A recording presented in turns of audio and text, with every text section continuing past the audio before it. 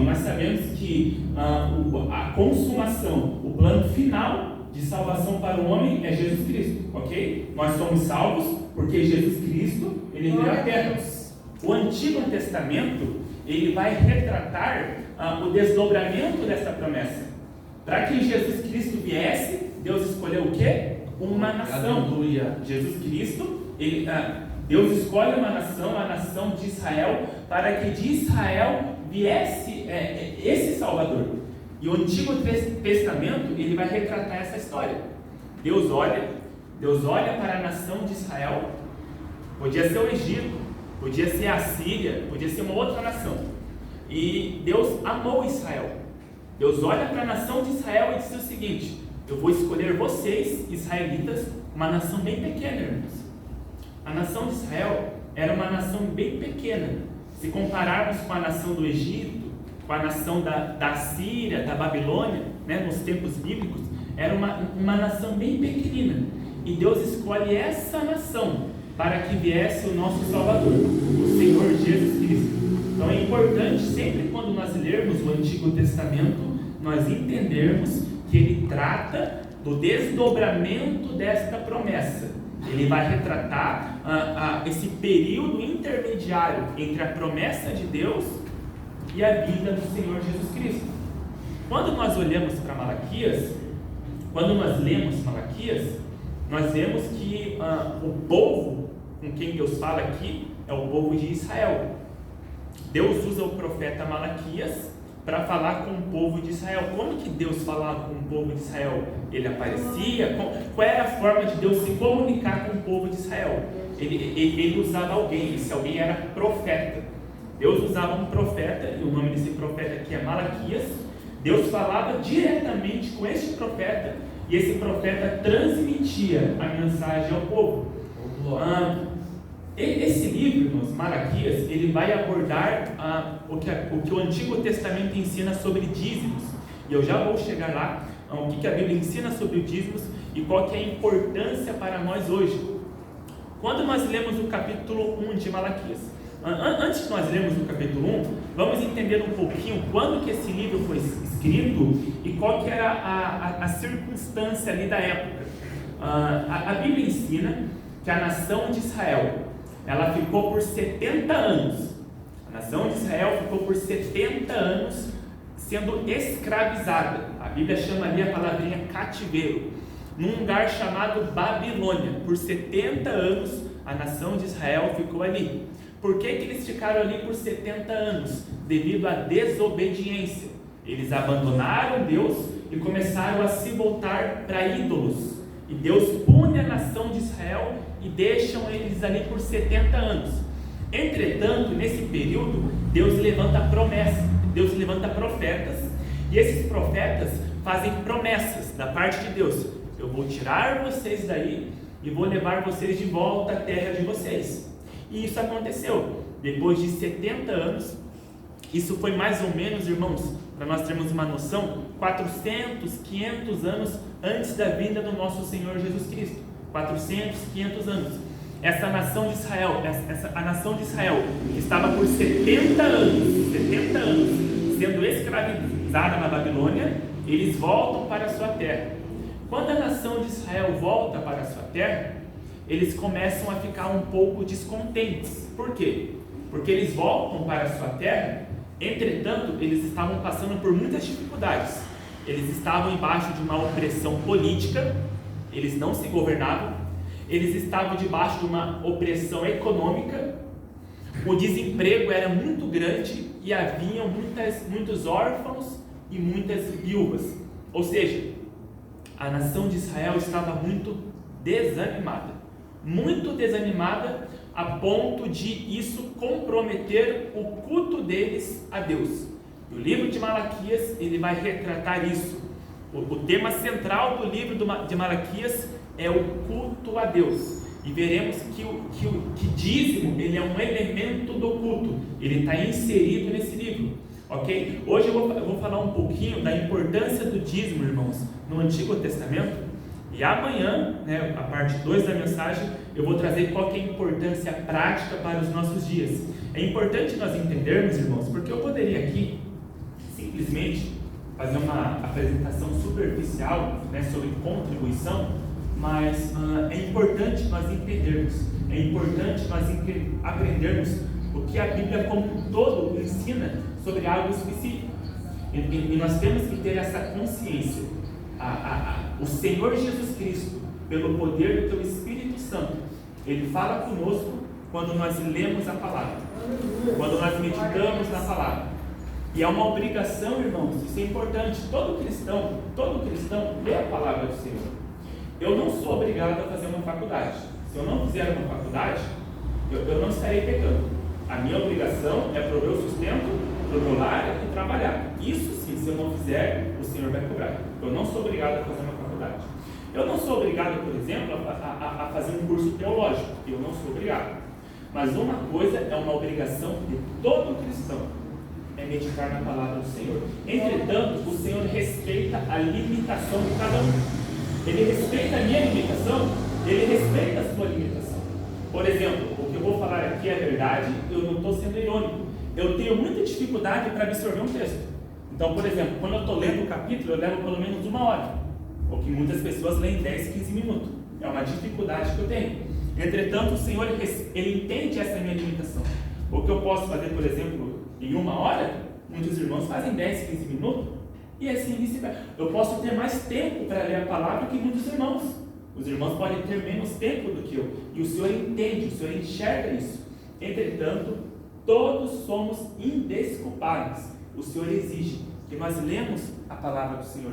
E um dos juízos severos que virá sobre a nação brasileira é a falta de muitos não meditar na palavra do Senhor. A igreja do Senhor nunca teve tanto acesso às Escrituras como se tem hoje. Tem a palavra escrita, mas eu tenho dificuldade na leitura. Tem áudio. Eu tenho certeza, se algum irmão chegar para o pastor Cristiano e falar: pastor, você poderia ler um capítulo para mim por áudio? Eu tenho certeza que ele faria. Isso pode parecer desconfortável, irmãos, mas isso é mandamento do Senhor. O Senhor exige, o Senhor ordena que nós nos esforcemos e olhemos para a palavra com muita responsabilidade, com muita apreciação. Essa é uma da responsabilidade de todo cristão. E quando nós olhamos aqui, irmãos, o capítulo 1 de Malaquias, louvado seja o livro de Malaquias, ele foi escrito da seguinte forma: ele vai relatar um diálogo entre Deus e o povo de Israel. Deus falava e o povo de Israel retrucava. Deus falava e o povo de Israel retrucava. Deus falava e o povo de Israel retrucava. Isso aconteceu pelo menos umas 8 vezes no livro de Malaquias. Pelo menos umas 8 vezes. E nós veremos rapidamente no capítulo 1, no capítulo 2, para me chegar no capítulo 3. Ok, irmãos? Quando nós lemos ali, quem puder abrir por gentileza, o capítulo 1 de Malaquias, nós veremos ali do versículo 1 até o versículo 5, o Senhor vai falar bem assim para a nação de Israel. Ali no versículo 1, sentença pronunciada pelo Senhor contra Israel. Versículo 2, eu vos tenho amado. Então o Senhor já inicia o seu diálogo, a sua conversa com o povo de Israel, dizendo: eu amei vocês. Eu escolhi vocês porque eu amei vocês. Se nós vermos a sequência ali, o que o povo de Israel responde? Em que nos tem amado? Uma resposta irônica. Em que o Senhor nos amou? Por que eles respondem isso? Lembra que eu disse no início? O período ali era de desemprego, muitos órfãos, muitas viúvas, eles pagavam altos impostos e estavam debaixo de uma opressão política muito grande. Aí o Senhor disse para eles através de Malaquias: eu vos tenho amado. Aí o povo olha assim: mas em quem que o Senhor nos tem amado? Irmãos, você vê quanta informação nós temos nesse versículo? O povo, ele já estava associando o amor de Deus com uma vida perfeita e sem problemas na terra. Ou seja, o povo de Israel está dizendo assim: o Senhor nos ama, mas nós estamos pagando imposto. O Senhor nos ama, mas tem muito desemprego. E hoje, se nós olharmos para os nossos dias, não é mais ou menos essa ideia que muitas igrejas passam? que um cristão ou que um servo do Senhor, ele não pode admitir passar por necessidade? Em muitos lugares, irmãos, é um escândalo, por exemplo, um irmão ou até mesmo um obreiro sofrer um acidente. Porque se um obreiro sofrer um acidente, para muitos está em pecado, é um escândalo, hoje em dia é um escândalo. Irmãos, cristão, ele sofre acidente, cristão, ele bate o carro, cristão, ele é mandado embora, cristão, se beliscar, ele grita, ai, cristão é um ser humano como todo mundo. Mas tem muitos aí que colocam uma ideia de, é como se fosse um cristão, ele andasse blindado. O sinal vermelho é sempre verde. Se ele passar no sinal vermelho, o carro vai passar por cima.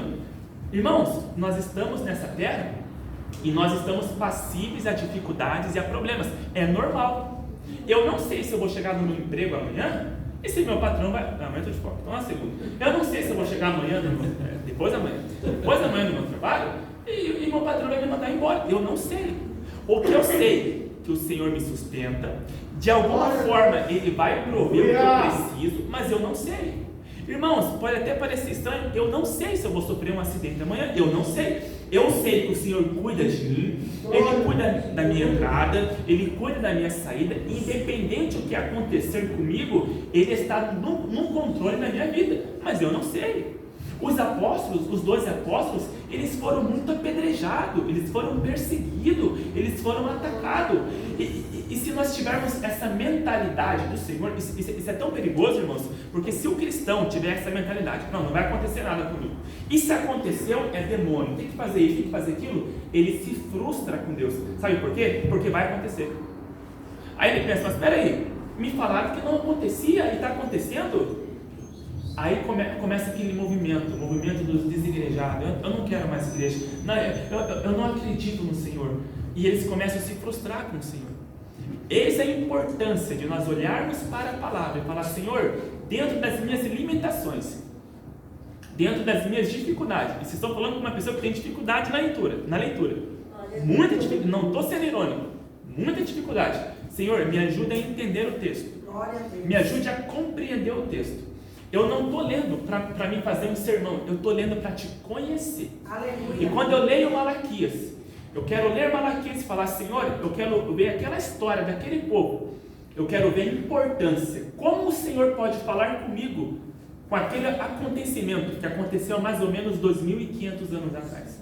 Quando nós lemos um texto na Bíblia, irmãos, quando eu leio um texto na Bíblia, o que eu preciso analisar? Senhor, eu quero entender o que está escrito e qual que é a importância que ele tem para mim. O que o Senhor quer falar comigo? O que o Senhor quer me orientar através da sua palavra? E hoje nós temos pelo menos 2 tipos de distorção. O primeiro é a distorção hipócrita. O que é a distorção hipócrita? Eles pegam ali um versículo, um texto, e eles manipulam da forma como bem querem. Manipulação, eles sabem que estão errando, mas eles manipulam como eles bem querem. Outro viés é aqueles que muitas vezes são cristãos honestos, sinceros e piedosos, mas eles não conhecem ou não se dedicam como deveriam.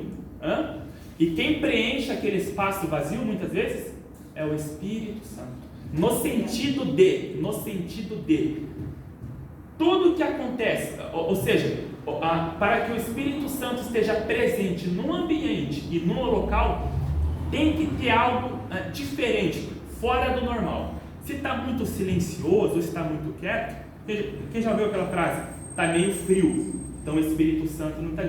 Se o Espírito Santo estiver num lugar, tem que estar meio quente, tem que estar meio agitado. Isso é ignorância bíblica, isso é perigoso. Quando nós vemos a presença do Espírito Santo nas Escrituras, ele se faz presente de forma racional, ele se faz presente de forma inteligível e compreensível. E é importante nós nos atentarmos a isso. E o povo de Israel fala, em que o Senhor nos tem amado? Ele responde assim, no mesmo versículo 2, eu amei Jacó e aborreci a Esaú. O Senhor estava falando assim, irmãos, Jacó foi de onde descendeu a nação de Israel, ok? E o seu irmão descendeu uma nação chamada Edom, ok? Deus estava dizendo: eu escolhi você não pelas suas obras, eu escolhi vocês antes mesmo de vocês nascerem. Eu escolhi vocês porque eu os amei. Eu escolhi amar vocês soberanamente, ok? Isso o Senhor retrata no versículo 1 até o versículo 5. Irmãos, no versículo 6 até o versículo 14, para terminar o capítulo 1, o Senhor ali, ele vai pegar pesado com os sacerdotes. O Senhor vai dizer assim, ó, que eles estavam profanando o culto e eles não estavam cultuando a Deus como o Senhor requeriria. Está no versículo 6 até o versículo 14.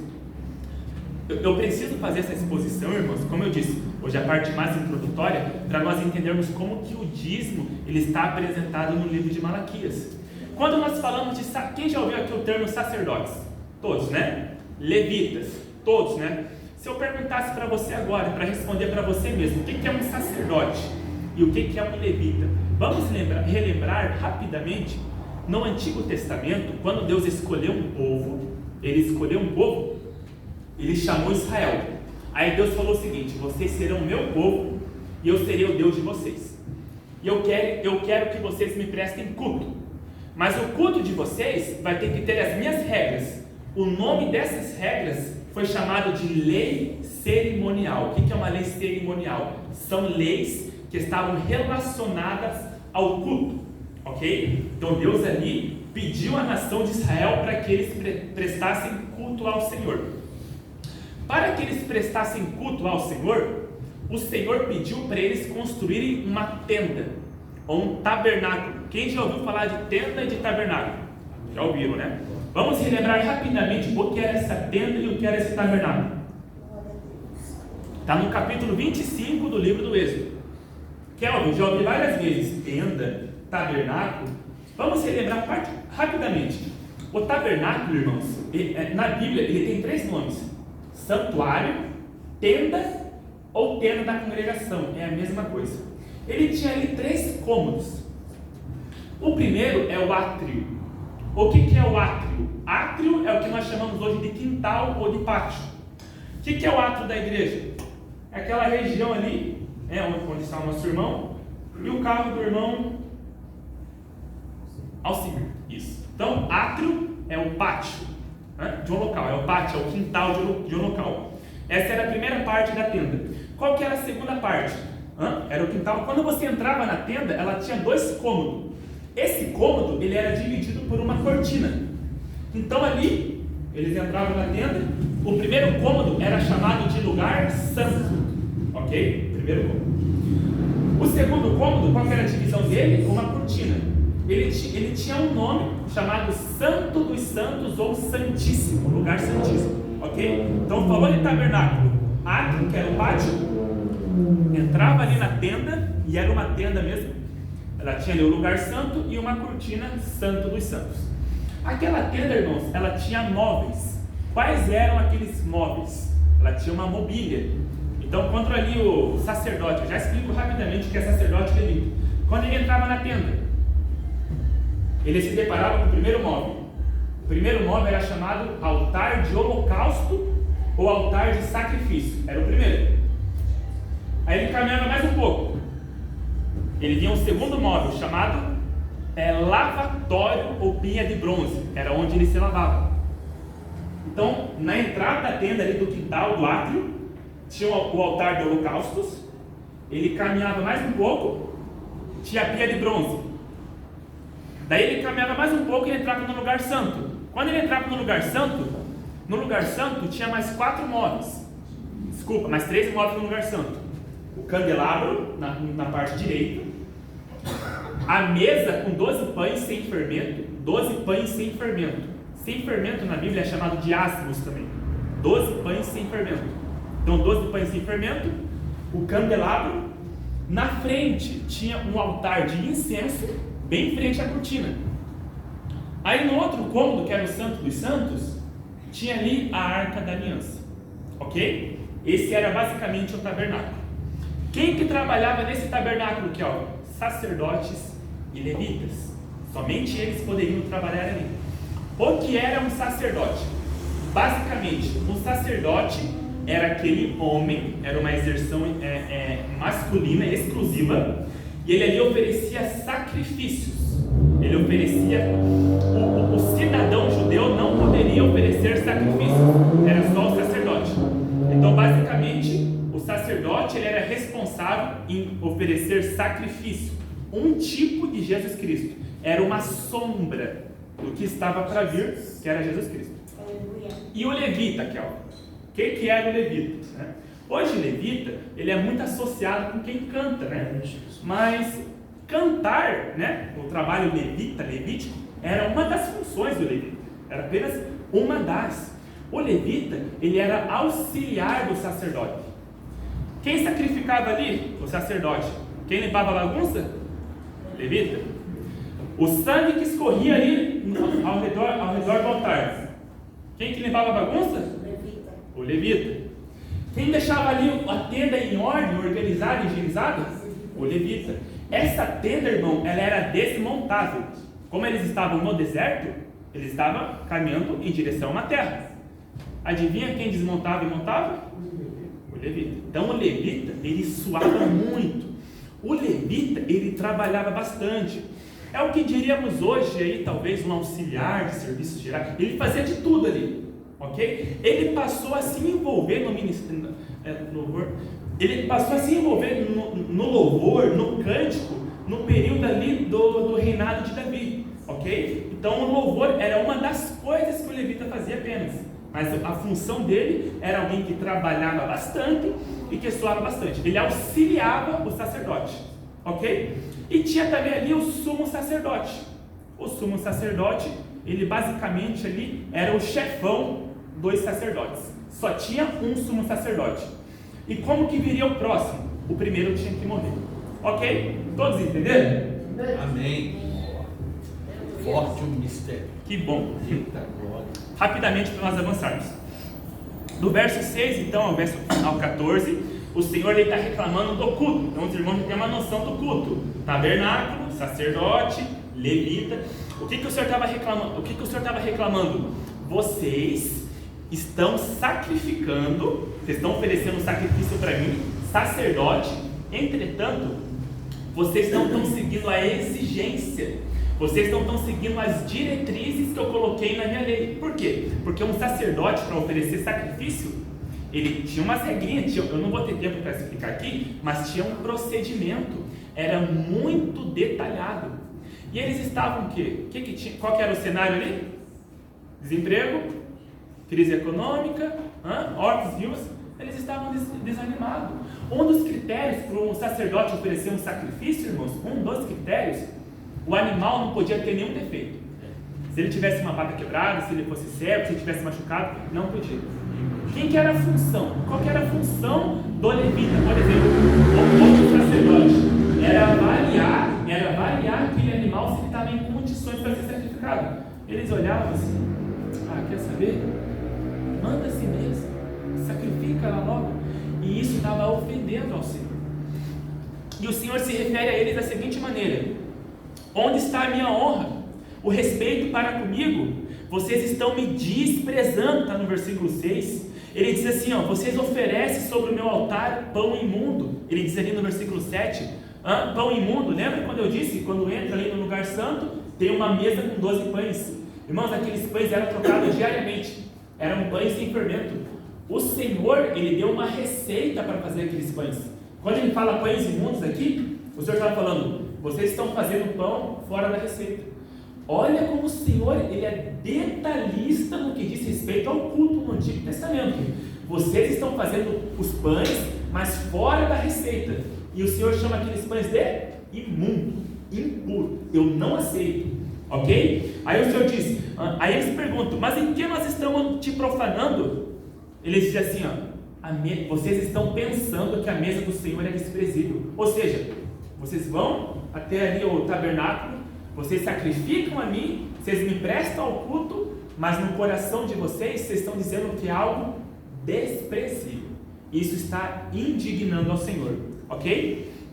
Até no versículo 9, o profeta Malaquias, ele é irônico, ele usa ali ironia, ele diz assim, ó: agora, pois, suplique um favor de Deus que nos conceda a sua graça. Mas ele diz assim, ó: mas com tais ofertas nas vossas mãos, aceitará ele a vossa pessoa? Malaquias está dizendo assim, ó: supliquem a Deus para que eles deem graça a nós, mas se acha que ele vai conceder graça a nós com o tipo de oferta que nós estamos oferecendo a ele? E o que ele diz no versículo 9? Diz o Senhor dos Exércitos, no versículo 9, mas com tais ofertas nas vossas mãos, aceitará ele a vossa pessoa, diz o Senhor dos Exércitos. Aí ele diz no versículo 10: tomara houvesse entre vós quem feche as portas. Irmãos, esse tabernáculo, lembra que eu disse que ele era desmontado e montado? Posteriormente, muitos anos depois, ele virou um templo, o templo chamado Templo de Jerusalém. Salomão construiu. E o que o Senhor está falando aqui, ó: tomara que houvesse entre vós quem feche as portas. O Senhor está falando: o que vocês fazem é tão imundo que por mim eu queria que alguém fechasse as portas do templo, para que não acendesse em vão o fogo do meu altar. O Senhor está falando assim, ó: vocês vão até o templo, vocês acendem a fogueira ali para matar o animal, mas é em vão. Por mim, o Senhor estava dizendo, viria alguém e fecharia a porta do templo para que ninguém entrasse. Vocês não estão me obedecendo, o Senhor estava dizendo à nação. E o que ele diz no final do versículo 10? Eu não tenho prazer em vós, diz o Senhor dos Exércitos, nem aceitarei da vossa mão a oferta. O Senhor estava dizendo: eu não tenho prazer em vocês, e eu não vou aceitar a oferta de vocês. Por quê? Porque vocês estão aqui me desobedecendo. Nós já vemos aqui um princípio, eu vou discorrer sobre ofertas amanhã, irmãos, mas nós já vemos aqui um princípio claro e muito nítido. A nossa contribuição ao Senhor, ela deve conversar com a nossa vida de obediência, ok? A nossa contribuição ao Senhor, seja dízimo, seja oferta, ela deve estar em harmonia com a nossa vida de obediência ao Senhor. Aleluia. É semelhante ao ímpio, semelhante ao incrédulo.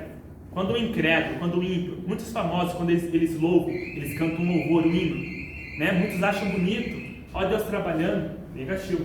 Aquilo sobe como algo blasfemo, como algo pútrido. Deus abomina aquilo. Da mesma forma, aquele que contribui, isso é sério. Muitos não aceitam, mas é princípio bíblico. Todos aqueles que contribuem na casa do Senhor, mas em seu coração é desobediente e é devasso e tem uma intenção não correta, Deus não se agrada com tal situação. A contribuição, ela deve conversar com uma vida de obediência e de submissão ao Senhor. Amém, irmãos? Irmãos, no capítulo 2, agora eu vou dar uma acelerada no capítulo 2. No capítulo 2, irmãos, o que Malaquias aqui ele vai discorrer? Ele vai dizer assim, ó, que o Senhor não estava aceitando o culto porque os sacerdotes eles eram corruptos. Isso está no versículo 1 até o versículo 10. Então o Senhor está falando. E culto aqui, irmãos, tem a ver com sacrifício. E lembrando que no Antigo Testamento, sacrifício e oferta era a mesma coisa, eram duas palavras sinônimas: sacrifício e oferta. Então no versículo 1 ao 10 do capítulo 3, o Senhor está falando assim, ó: não, eu não vou aceitar o culto de vocês, ou seja, eu não vou aceitar a oferta de vocês porque vocês são corruptos, ok? Do versículo 10, irmãos, até o versículo 17, o Senhor diz a mesma coisa: eu não vou aceitar a oferta de vocês porque vocês não estão vivendo de acordo com a minha palavra. E uma das coisas que eles estavam fazendo ali também era a infidelidade conjugal.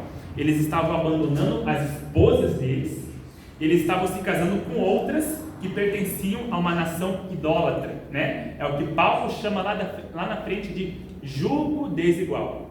Hein, irmãos? Capítulo 3 de Malaquias. Ele começa assim. Vamos ler o versículo 17. O versículo 17 do capítulo 2, irmãos, diz assim: enfadais o Senhor com vossas palavras, E ainda dizeis, em que o enfadamos? O Senhor está dizendo assim, eu estou cansado com o que vocês falam, povo de Israel. Aí o povo de Israel retruca, mas em que nós estamos enfadando o Senhor?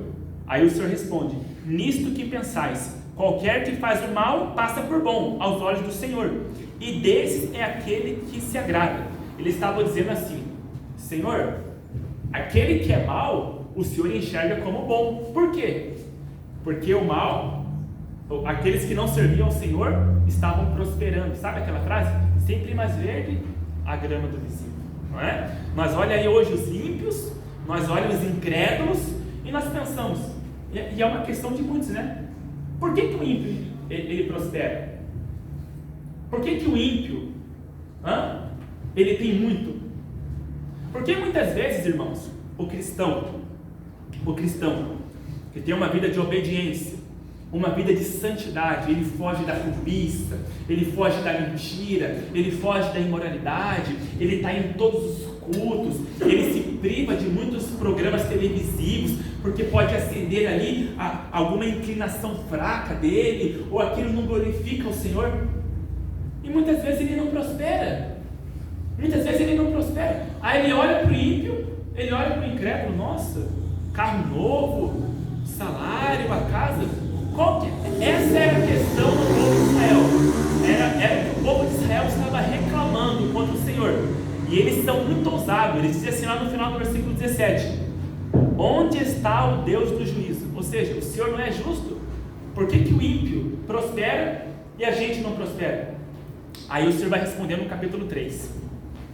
Eis que eu envio o meu mensageiro. Meu mensageiro aqui é João Batista. Era uma profecia, né, que estava para acontecer. Ou seja, o povo, irmãos, prestem atenção, lá no final do capítulo 17, o povo de Israel fala, onde está o Deus do juízo? Onde está o Deus do juízo? Cadê o Deus justo? Deus vai responder a eles, vocês estão me procurando? Você quer o Deus justo? Então tá bom, eis que eu envio o meu mensageiro que preparar o caminho diante de mim. Ou seja, eu vou até vocês, mas antes eu vou enviar meu mensageiro. Quem que é? João Batista. Lembra? João Batista. Ele disse assim, e de repente virá, versículo 1 do capítulo 3, de repente virá ao seu templo o Senhor, a quem vós buscais, o anjo da aliança, a que é Jesus Cristo, a quem vós desejais. Eis que ele vem, diz o Senhor dos exércitos. E do versículo 1 até o versículo 7, o Senhor vai dizer que esse anjo da aliança, que é Jesus Cristo, ele virá semelhante o fogo do ourives e a potassa dos lavandeiros. O que é fogo do ourives? Irmãos, ourives é aquela pessoa que trabalha com metal precioso, ouro, prata. Então quando ele vai purificar, né, ele submete aquele metal a alta temperatura e toda a impureza vai embora, derrete. Então o próprio Deus está comparando a vinda de Jesus Cristo a um ourives que purifica um metal. Ou seja, Jesus Cristo virá e com o sangue dele ele purificará os vossos pecados, ok? Isso ele vai retratar no versículo 1 ao 6. Irmãos, eu estou dando uma aceleradinha. Aí no versículo 8, aí chegamos ao tempo e eu vou discorrer mais sobre ele amanhã. Versículo 8 é muito conhecido. Roubará o homem a Deus? Todavia vós me roubais e dizeis, em que te roubamos? Nos dízimos e nas ofertas. Irmãos, se eu lesse só esse versículo e os versículos seguintes, e se eu desconsiderasse o capítulo 2 e o capítulo 1, eu poderia ter vários tipos de interpretação. Em que me roubais? Irmãos, dízimos, versículo 9. Com maldição sois amaldiçoados, porque a mim me roubais, vós a nação toda. Aí o verso 10. Trazei todos os dízimos à casa do tesouro, para que haja mantimento na minha casa. E provai-me nisto, diz o Senhor dos exércitos, se eu não vos abrir as janelas do céu e não derramar sobre vós bênçãos sem medida. O que nós vimos aqui, irmãos, no capítulo 1 e no capítulo 2? O que o Senhor está denunciando? Sacerdotes e nação de Israel, vocês estão indo ao templo, vocês estão ofertando, mas vocês não estão seguindo os meus critérios, vocês não estão seguindo a lei para ofertar de forma correta. Eu estou rejeitando a oferta de vocês. Vocês estão cometendo obras pecaminosas e eu estou rejeitando a oferta de vocês. Vocês estão em desobediência. Vocês estão em desobediência. O Senhor vai falando isso no capítulo 1, o Senhor fala isso no capítulo 2. Aí no capítulo 3, ele cita mais um erro do povo de Israel. Vocês estão me roubando. O Senhor usa a palavrinha me roubar pelo menos 4 vezes aqui, em relação aos dízimos e às ofertas. No Antigo Testamento, irmãos, havia 3 tipos de dízimos. O dízimo no Antigo Testamento, o que ele era? O agricultor ali, né, o produtor, o produtor, ou ali o fazendeiro, ele tirava ali a 10ª parte do que ele tinha e ele oferecia a Deus. O que seria? Eram animais, né, e eram plantações, por exemplo, trigo, farinha e dentre outros. O que era feito com esse dízimo? Era levado ao templo e ele servia de sustento e de alimentação para os levitas e para os sacerdotes. Aí o Senhor está falando aqui, ó, vocês não estão fazendo isso, vocês estão me roubando e vocês serão amaldiçoados.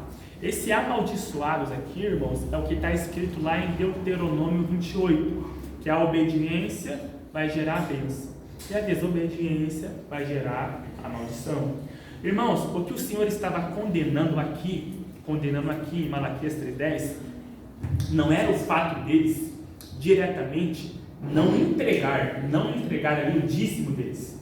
O Senhor, ele não precisa do dízimo do ser humano, mas o Senhor, por ser um Deus onipotente, né, e poderoso, ele poderia prover os recursos, né, para o templo, para a sua igreja, através do seu poder sobrenatural, mas foi do agrado dele e foi da vontade dele que o meio de provisão, né, de mantimento de uma congregação, naquele tempo o templo, fosse através da contribuição.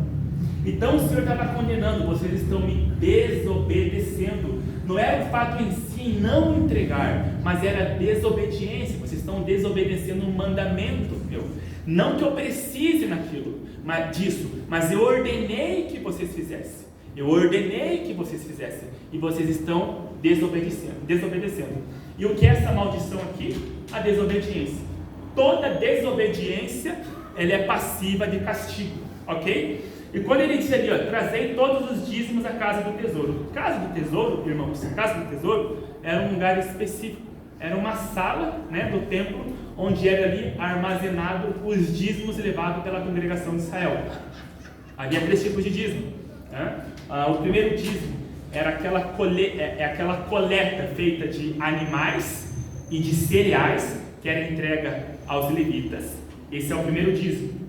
O segundo dízimo, ele era um tipo de dízimo anual, ou seja, o cidadão ali judeu, ele fazia ali 10% da coleta dos animais que ele tinha, 10% do cereal que ele tinha, uma vez por ano. Ele ia até o templo de Jerusalém, e ali no átrio, no pátio, ele comia com a sua família. Esse era o segundo tipo de dízimo. E o terceiro tipo de dízimo, que tem no Antigo Testamento, ele era um dízimo a cada 3 anos. Ou seja, o cidadão ali, o judeu, ele tirava 10% do que ele tinha, e ele direcionava aquilo que ele tinha aos órfãos, às viúvas, aos levitas e aos estrangeiros. Ok? Por isso que o Senhor fala assim, ó, trazei todos os dízimos, porque dízimos no Antigo Testamento eram 3 tipos. Eu vou discorrer um pouco mais sobre isso amanhã. Para que haja mantimento na minha casa. Mantimento na minha casa era o sustento dos levitas e dos sacerdotes. E nós veremos amanhã o que são sacerdotes e o que são levitas hoje. Hoje não existe mais levitas, tá, irmãos? Mas ele tem uma implicação prática para nós hoje. Para que haja mantimento na minha casa. E provai-me nisto, diz o Senhor dos Exércitos, se eu não vos abrir as janelas do céu e não derramar sobre vós bênçãos sem medida. O que o Senhor está falando aqui? Ó? Abrir as janelas dos céus é chuva, vai regar a plantação, e derramar sobre vós bênçãos sem medida. Ou seja, eu vou abençoar vocês, não apenas pelo ato de você me trazer o que eu estou ordenando, mas se vocês trazerem o que eu estou ordenando e terem uma vida de obediência, não olharem para a minha mesa com desprezo, ok? Seguir os meus princípios. Então é muito importante nós entendermos isso.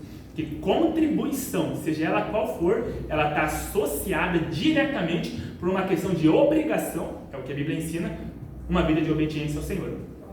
Ele disse assim: por vossa causa repreenderei o devorador. Irmãos, o que é o devorador aqui? Devorador aqui, irmãos, é gafanhoto, ok? Nós vemos isso no livro de Joel. Esse devorador aqui era nada mais um juízo de Deus em cima da desobediência dos israelitas que não estavam contribuindo, ok? O que acontecia? Eles estavam ignorando, eles estavam desprezando, né, o dízimo, a contribuição, que era algo que o Senhor estava ordenando, era uma ordenança dele, e Deus dizia assim: eu vou punir vocês, eu vou aplicar juízo sobre vocês e eu vou enviar o devorador. Então o devorador aqui era um gafanhoto.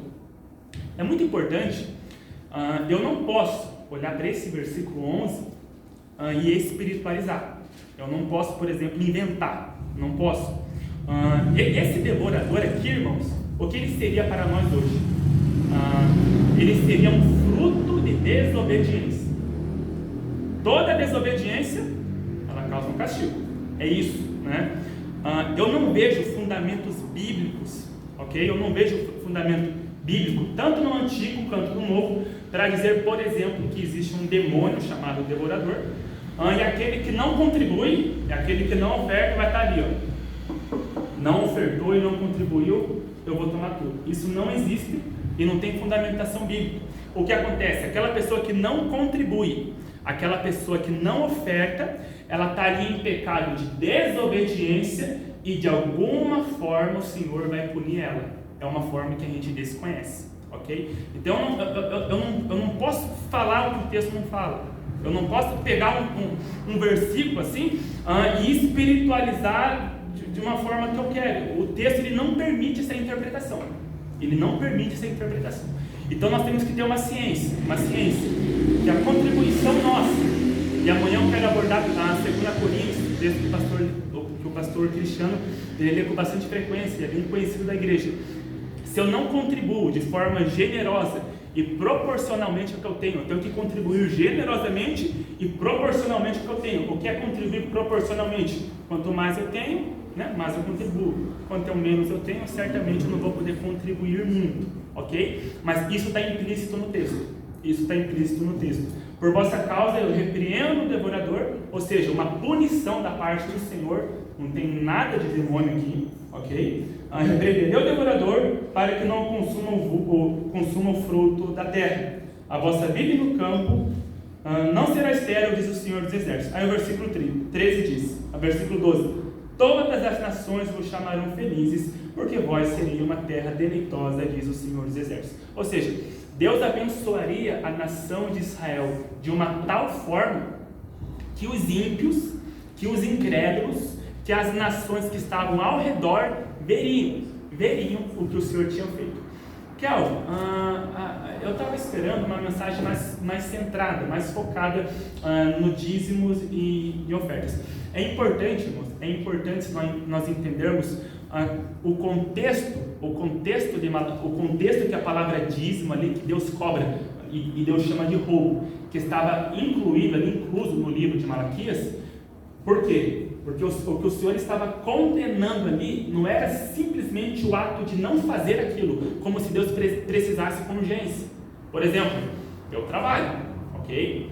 Então, se o meu patrão não me pagar, eu não vou na justiça só porque ele não me pagou. Eu vou na justiça porque eu preciso. Eu sou um assalariado, não é verdade? Então, se ele não me pagou, eu vou até a justiça, não só porque ele cometeu uma injustiça, mas porque eu preciso. Com o Senhor é diferente. Não é porque o Senhor precisa, mas porque Ele ordenou. Isso é importante nós entendermos. Quando o Senhor manda nós fazermos algo, não é porque Ele está precisando. Não, eu preciso, eu estou implorando. Não, negativo. Ele é um Deus independente. Ele existe, Ele subsiste por si mesmo. Ele é Senhor, Ele é soberano. Ele tem todo o poder. Entretanto, Ele colocou princípios. Ele colocou regras. E nós temos que nos sujeitar a elas.